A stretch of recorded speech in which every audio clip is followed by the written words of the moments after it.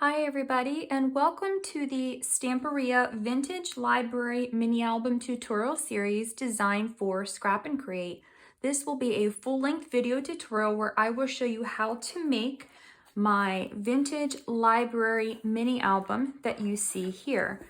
Now this album is a little bit different from some of the other albums I've made. It has a curved spine, 4 pages that are a little bit of a different style. So I hope you will enjoy making this album and following along with the tutorial.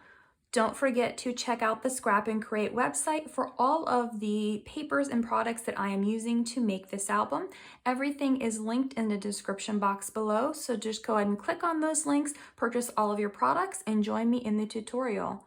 If you'd like to see what products I'm using, stay tuned for the rest of the video. It is a complete supply list where I will walk through all the different products that I'm using on the Scrap and Create website, as well as some of the basic products that I use, like my cardstock and some of the crafting tools and supplies that you will need. So stay tuned, and I hope you join me with the tutorial series. First, we'll go through the supplies that are available for purchase on the Scrap and Create website. Everything here will be linked in the description box below, so you can just click on those links to purchase these products if you're going to craft along and make this mini album. So first, from Vintage Library, we need the 12 by 12 double-faced sheets and the 12 by 12 backgrounds. And we're also going to be using the 8 by 8 double-faced sheets and backgrounds. Next, we will be using some of the wooden shapes and some of the adhesive paper cutouts. When you order all of these supplies from Scrap and Create, you will get these little metal charms that match the collection. So I will be using some of these in my album throughout. In addition to things from the Vintage Library collection, I'm going to be using 49 and Market flowers. These are in Cornflower. These will be linked in the description box below. They're also from Scrap and Create. And I have some basic gray magnets also linked in the description box below on the Scrap and Create website. And I've just pulled 2 different colors of graphic 45 trim that match this collection. So I've got the classic ivory and the French blue. So I'm going to use both of these, I think, in my album. I will link these in the description box below if they are available on the Scrap and Create website. If they're not, you can find them wherever you purchase your graphic 45 papers. For the base of the album, I'm going to be using Kraft cardstock. I use 8.5 by 11 sheets, but you can use 12 by 12 if you prefer that. It's 65 pounds. Mine is from Michael's, and I have 50 sheets here. I will not use all 50 sheets, but I typically start with a full pack just so that I know all of the papers do match, because sometimes they're a slightly different shade.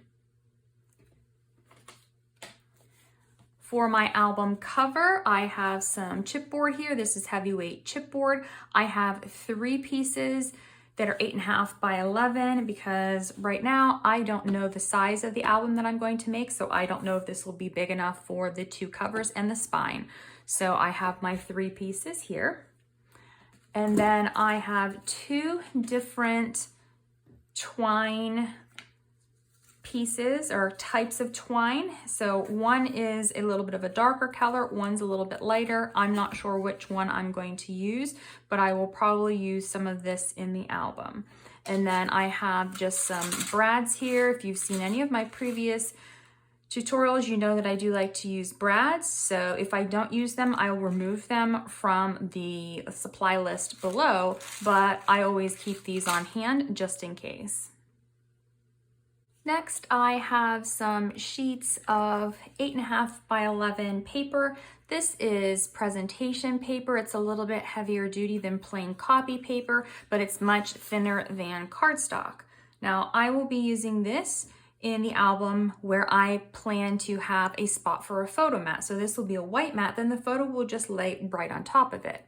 If you don't like the look of the white photo mat in your album, you will need to purchase more of either the background papers or the collection pack from Vintage Library and choose those papers in place of where I place my white presentation paper. Next, we're going to go over the basic supplies that you will need to create this mini album. So first I have my scoring board and my scoring tool.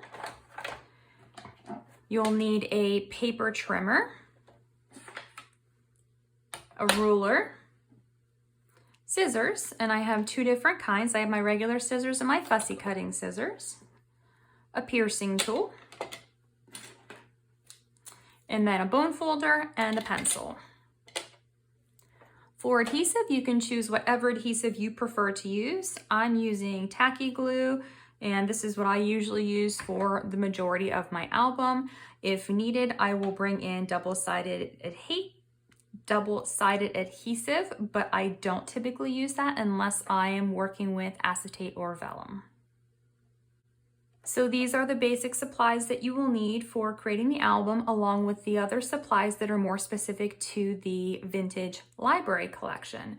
So go ahead and grab all of your supplies and we'll go ahead and get started.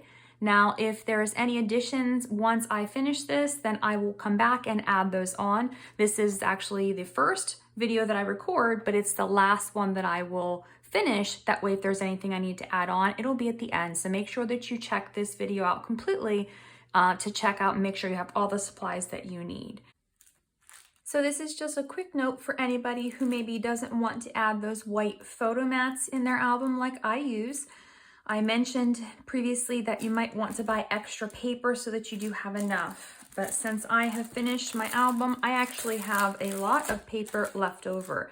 So if you are wanting to just add some papers into your album instead of those white photo mats, I think you would probably have enough if you used the leftover papers here that I have, because I have several full-size sheets left over, both from the 12 by 12 and the 8 by 8.